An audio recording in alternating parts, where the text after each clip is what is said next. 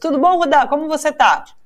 Tudo bom, Thalita? Um prazer estar aqui com vocês. Toda TV que tem nome de trabalhador é uma TV que a gente tem que estar, né?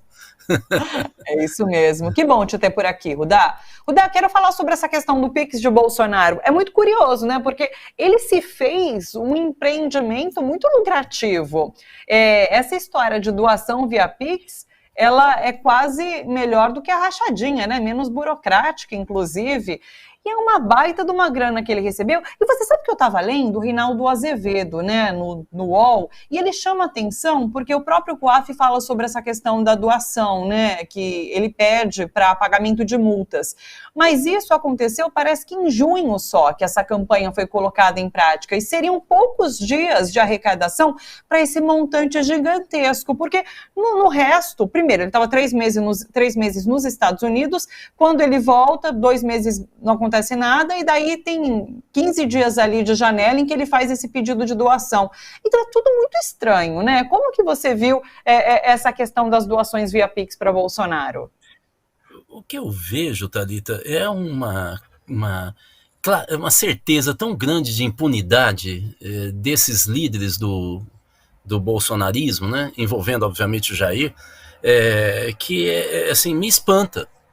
Se fosse qualquer outra força política, eu diria que é uma demonstração de profunda ingenuidade e de certa, até mesmo despreparo. Sendo eles, me parece que realmente faz parte dessa marca da truculência, porque agora você tem como rastrear, não é? Você Sim. tem quantas movimentações mesmo, Thalita? Quase 800, não é isso? 769 transações. Então, assim você vê que é uma pulverização. Você lembra das denúncias de que você fazia depósito em dinheiro, sacava R$ 500, R$ 1.000? É um Sim, pouco parecido com isso, não é? sim. Agora você vai ter que rastrear um pouco da onde que veio, como é, o que que ele fez com esse dinheiro e tal, né? Isso vamos falar o seguinte, para que como a gente não tem o dado, a gente tem que falar, é um pouco assustador, surpreendente. Nós sabemos que não é nem assustador, nem surpreendente. No fundo, a gente imagina o que pode ocorrer, não é? Como eu nunca ganhei nenhuma rifa de nada, outro dia falei que eu estava dando um curso para trabalhadores rurais no Rio Grande do Sul, numa cidade do interior, e aí à noite soltava um frio danado, começou a vender uma rifa de um porco. Eu falei, não é possível, porco eu vou ganhar. E de fato eu não ganhei, como sempre. Então, como eu nunca ganhei nada, eu nem sei o que significa ter 800 PIX, 760 Sim. PIX num período tão curto e movimentando mais de 1 milhão, que é o máximo que eu consigo contar em dinheiro na minha vida. Mais do que isso fica um pouco difícil para mim. Rodel, você acredita que há alguma relação com esse montante de doação e talvez o capital político de Bolsonaro? Porque é isso, ao pedir essas doações e receber todo esse montante, pode significar que ele realmente tem muito apoiador, tem muito bolsonarista querendo bancar esse candidato. Não é só isso. A volta dele significou o quê?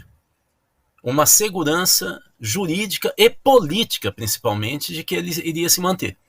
Então, eu acho que está em meio às negociações que ele fez com Valdemar da Costa Neto. É isso que eu estou querendo dizer. Eu acho que é toda uma articulação, porque é quando ele está definido de uma vez por todas o salário que ele vai receber, a manutenção política dele. Você vê que o Valdemar, a negociação é tão pesada que o Valdemar diz que ele errou naquela história tal com o Lula, mas quem manda é ele. Como um presidente de um partido diz que quem manda é uma pessoa sem cargo, sem função, sem nada? Então, porque tem uma negociação muito pesada por trás disso, né? É a história do bolsonarismo, vamos falar a verdade, né? Evidentemente, nós sabemos que o Valdemar da Costa Neto e o PL estão andando de novo no fio da navalha, né? A qualquer momento pode se tornar um PSL. E essa é a história do Bolsonaro. A história do Bolsonaro com o partido é a mesma que nós estamos vendo ele, por exemplo, com o Mauro Cid, com os outros, lá falando, ó, problema deles. Eu não vou salvar ferido de guerra. Essa é a frase dele, né? Então, a história dele é a mesma coisa. Ele não quer, ele não tem compromisso com o coletivo, ele tem compromisso com ele e com o clã. Então, acho realmente que nós temos, a partir de agora, uma nova fonte para ser rastreada, para que a gente entenda um pouco melhor como é que esse personagem conseguiu se manter em 30 anos, né? 27 como deputado, mas em 30 anos, 31 anos na política sem ter feito muita coisa, né? E quando ele fez, nós vimos o que aconteceu com o país, né? Felizmente nós estamos consertando esse país, né? Mas esse desastre que nós estamos vivendo tem muito a ver com esse Pix maravilhoso de 17 milhões. Quantas cidades gostariam de receber esse Pix, não é? Pois é. Só para a gente fechar esse capítulo Bolsonaro, já faz um tempinho que eu não converso com você, eu quero saber como você vê Bolsonaro hoje e a força que ele tem. Porque a gente tem agora um Bolsonaro inelegível, mas respondendo a vários outros processos. A cada processo ele ganha holofotes, né? Ele se mantém na mídia. Como que você vê a figura de Bolsonaro hoje? Olha, eu acho que nós temos duas respostas. A primeira é de uma análise fria do momento. Bolsonaro é zero hoje na política. Zero. Ele não tem importância nenhuma. Eu acho que, inclusive, nem temos que comentar muito sobre ele, a não ser esses dados que jogam todo o currículo dele na fogueira, não é nem no holofote, é na fogueira, né? Mas o restante ele não tem importância nenhuma. A segunda análise que nós temos que fazer, aí é um pouco fazer uma projeção, como é que eu vou medir de fato se a partir do ano que vem ele consegue se recompor, porque esse ano ele está perdido. Ainda mais com os dados de economia que você acabou de falar, sobre taxa de desemprego, as avaliações de risco do país que estão saindo. Tá? Ele sumiu, quer dizer, o Bolsonaro não tem peso nenhum esse ano. O ano que vem é eleição municipal. Então, os holofotes ele vai fazer campanha? Ele vai subir em palanque? Porque ele não pode ser candidato, mas ele pode fazer política. Então, ele vai subir no palanque? Se ele subir no palanque, os candidatos dele vão vencer ou nós vamos ter a mesma situação da eleição municipal anterior, que ele perdeu tudo? Não é? Aí que nós vamos ter uma marca mais clara. Vamos só lembrar, uma pessoa que está no ostracismo veste um terno rosa, fala da Barbie como foi o Temer. É esse o estilo do Bolsonaro e do Temer. Não é?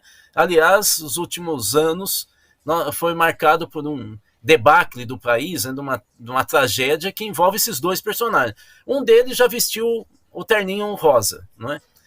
Agora, vamos ver o que o Bolsonaro vai fazer.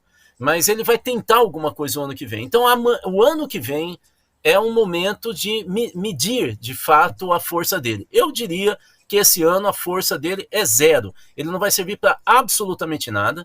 E o Arthur Lira, que é o primeiro-ministro do país... Não, ele é o presidente... Bom, não sei. Ele tem uma força... Não vou ficar fazendo brincadeira com coisa séria. Mas talvez o segundo personagem da República, depois do Lula, é o Arthur Lira. O Arthur Lira já meio que abandonou o Bolsonaro, e ele vem dando mostras disso, inclusive no Twitter. Eu acho que é isso. Nesse momento, nesse ano, ele não tem peso nenhum. Talvez no ano que vem, na eleição municipal, quem sabe, mas aí nós temos que medir. O que nós precisamos é ser muito racionais. Eu li sobre o prefeito de São Paulo, Ricardo Nunes, que estaria em conversa com Valdemar Costa para ver se o partido apoiaria ou não o Ricardo aqui na capital paulista. E daí Valdemar Costa dizia isso, né? Olha, a gente tem que ouvir Bolsonaro, porque Bolsonaro fez governador, Bolsonaro fez senador, e agora a gente tem que ouvir ele em relação ao candidato a prefeito. Mas o próprio Ricardo Nunes não bateu o martelo com o Bolsonaro, porque não sabe se vai ser positivo para ele, né? Então é isso, vamos esperar lá na frente para ver quem vai querer o apoio de Bolsonaro, até que ponto isso vai ser positivo. Mas é tudo para se falar em São Paulo é uma situação delicadíssima. Por quê? Porque se de fato você tem a candidatura do Boulos, que é apoiada pelo Lula nesse momento, vamos ver o PT se o Lula encaixa, né? Tendo ainda como possibilidade que estão ventilando, né, a Tabata Amaral, né, do PSB, sim, você fecha um pouco o apoio do Alckmin, que todo mundo estava com medo dele começar a subir no palanque contra o PT, que também é legítimo. Isso não é traição. São partidos que estão disputando. Isso não tem problema nenhum para a democracia. Mas se montar isso, dependendo dessa brincadeira do atual prefeito, ele vai junto, ladeira abaixo, né, com sim, Bolsonaro e Tarcísio junto. Né? Me parece que o Tarcísio não é uma pessoa assim tão crua. Né? Ele parece ter uma certa habilidade. Né? E se o Lula for realmente para a reeleição, você tem que imaginar que o Tarcísio tem que ter um pouco de cuidado para a reeleição dele próprio, em 2026. Né? Se o Lula não for para a reeleição, o cenário é outro, nacional. Mas se for, é melhor o Tarcísio ter um passarinho na mão do que ficou caçando borboleta inexistente, né? Então, ele não pode brincar, e nem o prefeito de São Paulo. Se eles brincarem... Desculpe, Thalita, eu vou falar muito rapidamente. Qual é o problema? É que 4,5 milhões de habitantes estão na Zona Leste, onde estão os maiores movimentos sociais da cidade de São Paulo. Sim. 1,5 milhão está na Zona Sul, que também tem movimento de luta por habitação, região de manancial, né, de coleta de água. Então, você tem problemas, por exemplo, de habitação, e nesse caso os aluguéis são baixos, as pessoas ocupam aquela região. Então, você tem movimento social importante lá. Juntando os dois, dá a maioria do eleitorado de São Paulo. Evidentemente que você não tem bairros ou regiões que votam tudo em bloco, mas a tendência de São Paulo é sempre dividir a cidade nesse grupo mais progressista, movimento social, bairros de trabalhadores, com o restante. Então, qualquer brincadeira do Tarcísio ou do prefeito de São Paulo pende de uma vez para o outro lado, eles perdem tudo. E lembrando que o Haddad e o Lula venceram na Grande São Paulo, na região metropolitana. Então, é bom eles terem cuidado mesmo. Acho que ele está sendo inteligente, e eu apostaria que o Tarcísio vai na mesma toada. Faz todo sentido. Essa análise dizia que a maioria da capital é centro-esquerda, e por isso não faria sentido realmente migrar para uma extrema-direita.